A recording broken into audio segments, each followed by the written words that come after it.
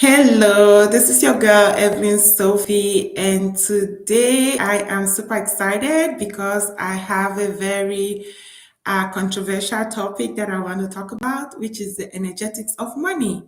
So, this is something that I coach my clients on.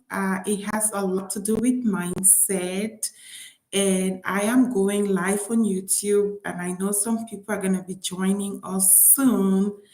So if you join, just let me know where you're joining from and say hi and ask your questions in the chat box, in the message box, and I'll be answering to your questions. I'll be answering your questions. So let me go ahead and join from my phone so I can be able to see those questions. And then I will go ahead and get started. So, go ahead and get started. Okay. So, there we go. So now let's get started. It's actually we still have 3 minutes to the start of this live. I did schedule it for 12:30. And as I said, I'm going to be talking about the energetics of money, and we're going to talk about our limiting beliefs and how we can eradicate our limiting beliefs so we can create more income in 2025.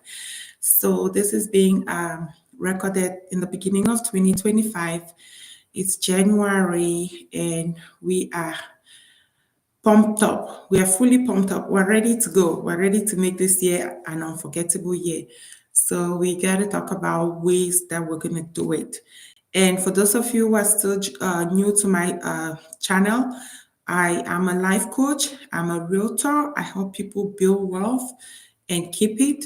So if you want to get a one-on-one coaching with me, join my coaching program on growwealtheasy.com. I'm going to put a link on this chat or on this live. So let's go ahead and get started. So I want to talk today about energetics of money. What's the meaning of energetics of money? So this is just a term that means the energy, like what kind of energy does money has? How do you call in more money into your life?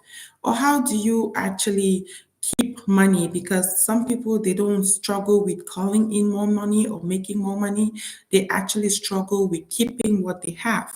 So there are rules of money that a lot of people don't know, but for my Christians out there, it's in the Bible. One of the rules and laws of money, like God said, we should go out there and use our talents to make more money or create more talents. Remember the parable of the talents, where Jesus actually talked about someone that had three servants, and they gave different amount of talents to each of them. One went and multiplied the talents, and the other one buried it and brought back the same thing. And guess what? The master was not happy with the one that didn't use the talent. So that's just one of the places in the Bible that God is telling us that we definitely need to go out there and multiply and make more money with what gifts and talents that we've been given. With that being said, I wrote down the rules of money, and I'm going to go ahead and start. So, my first rule is that money is an energy, and that energy matches your energy. So, what does that mean? That means that if you are a very high vibration person, or if you're in a higher vibration, I will say it from my own experience, and it's something that I've really noticed. When you're more grateful, because those are the vibrations of a high vibration person, is she's very, the person is usually very grateful. They're very happy.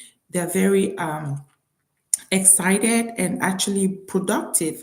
So if you're in that higher vibration of feeling, when you're feeling more happy, more productive, more grateful, it's so easy for you to make money.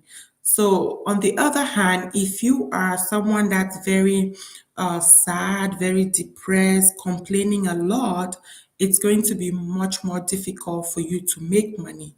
So if that's the case, what vibration do you want to be under? Do you want to be someone that's very high vibration that can easily attract money? Or do you want to be someone that's complaining and depressed that can easily repel money? If you were money, will you want to go to? Which person will you prefer to go to? So that takes us to the next point, which will be there's abundance in money, and people really want to pay you for what you're doing. Most people want to give you money, but a lot of people don't create the avenue to receive money. A lot of people are very poor receivers.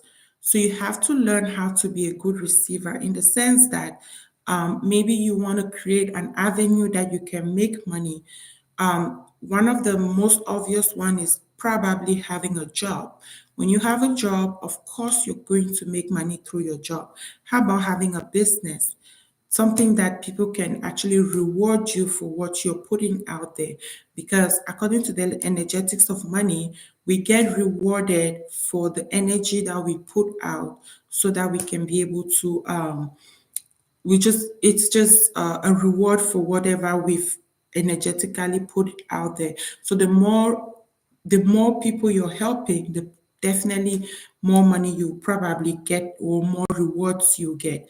Let's take out the word money and put it rewards. So if you're someone that's helping more people, you probably will be rewarded more. So if you want to make more, you want to increase the number of rewards of people that you're rewarding, you're helping. So that would be the second one. And then our third point here is our limiting beliefs. I was going to talk about limiting beliefs, of course, because a lot of us grew up with a lot of limiting beliefs that limit us with where we go and how we make money. Limiting beliefs such as money doesn't grow on trees.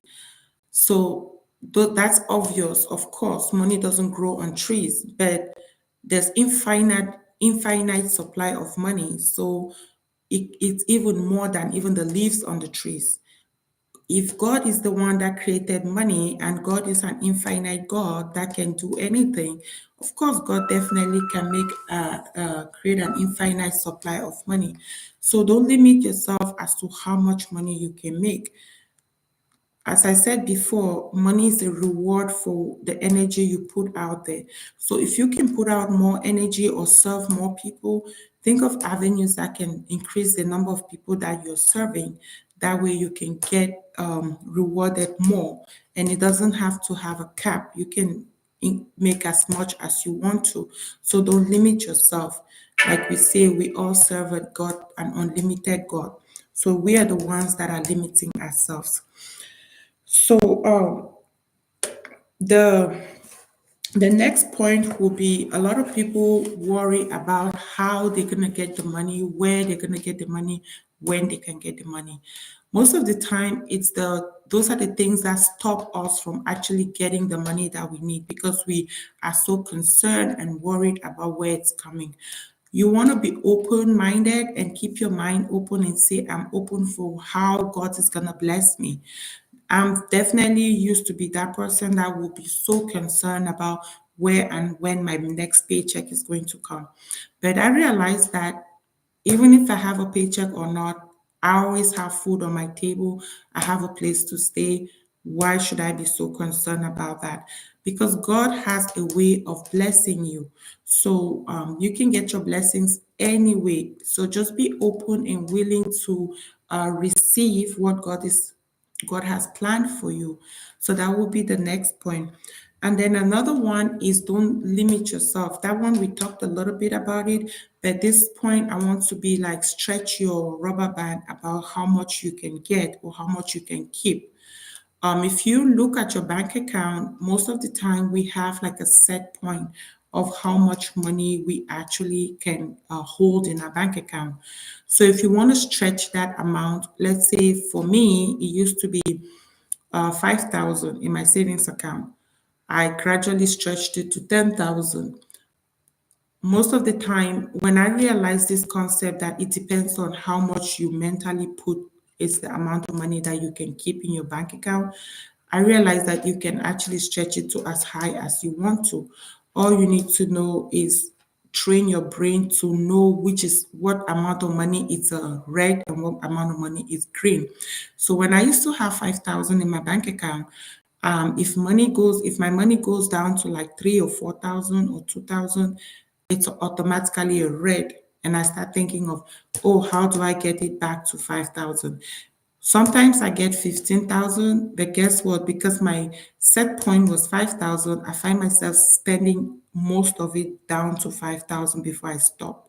So those are the kind of things that we do subconsciously that we can actually work on and increase our rubber band and stretch our rubber band so we can be able to make more money.